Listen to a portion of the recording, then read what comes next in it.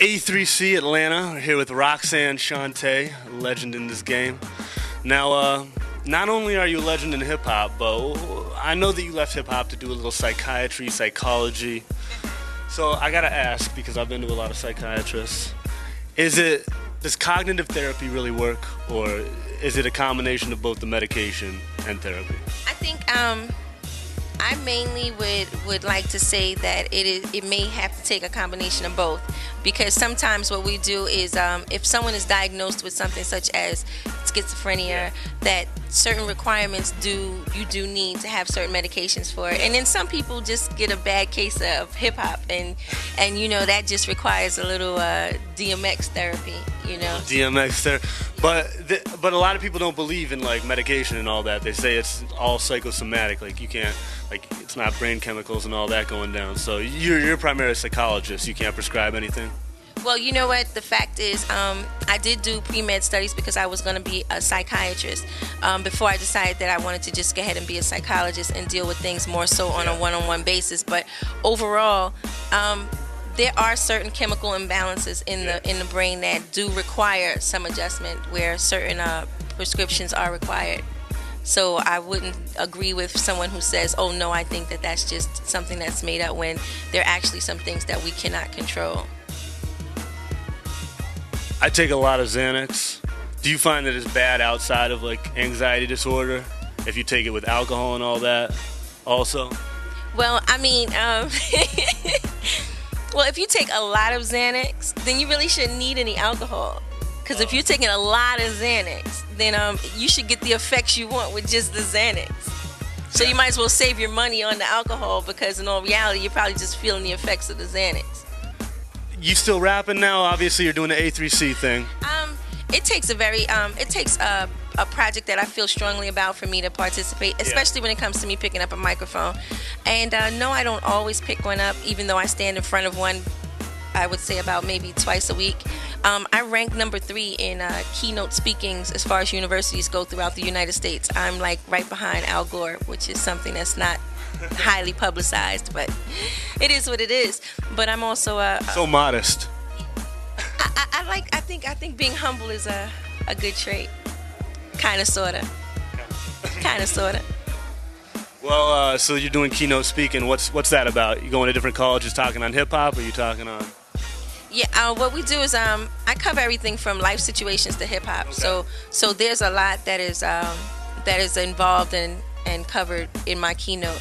I tend to speak a lot in layman terms, so it's not, I don't take it to a higher plane or anything like that. I keep it kind of grounded, and I think that's why the students flock in to come see it, because they can really relate. Like, we talk about everything from the first year on campus to, how it's going to feel to go out into the quote-unquote real world and have to deal with certain things, and certain things that they deal with throughout the day-to-day basis of just being able to get their degrees, and how hard it is, but then how lucky they are. Now, your experience, of course, is very different. At 14, you kind of blew up with Roxanne's Revenge going at UTFO.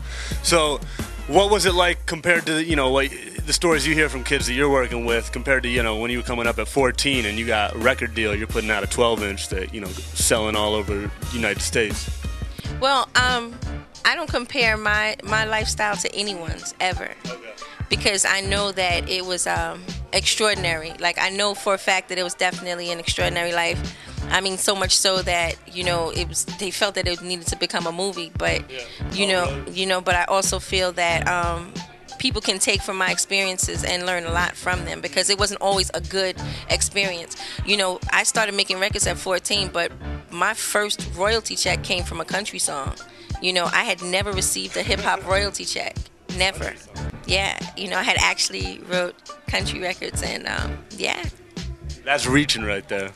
It is what it is. I mean, I think the struggle can be reached everywhere. Yeah. So, I mean, the struggle is the struggle. So, if someone sees the lyrics to a song and they relate to that, it can just spread from genre to genre. So, I think it's a really good thing. Really interesting. Last question before we wrap up here. How do you make that switch from being in hip-hop to doing psychology? Was there like a defining moment or something that made you decide that you weren't going to do hip-hop as much as you were before? Or you can do country western? No, I think hip-hop is psychology. I think hip-hop was the perfect prerequisite for psychology, because you deal with so many different people, and sometimes you just want to know what makes people tick. And I think that's the reason why lyricists are the way they are, especially when it comes to people who write songs with content. Yeah. So I would say that hip hop was the perfect prerequisite for psychology. What do you think about like a 50 Cent or a lot of stuff that's being played in the mainstream that may not be that positive, coming from a psychological point of view? You might actually be able to speak on this. Well, I don't agree with all the content, but I do agree with young black men being very successful and letting that be visioned and seen by the public for people to more so vision it for what it is.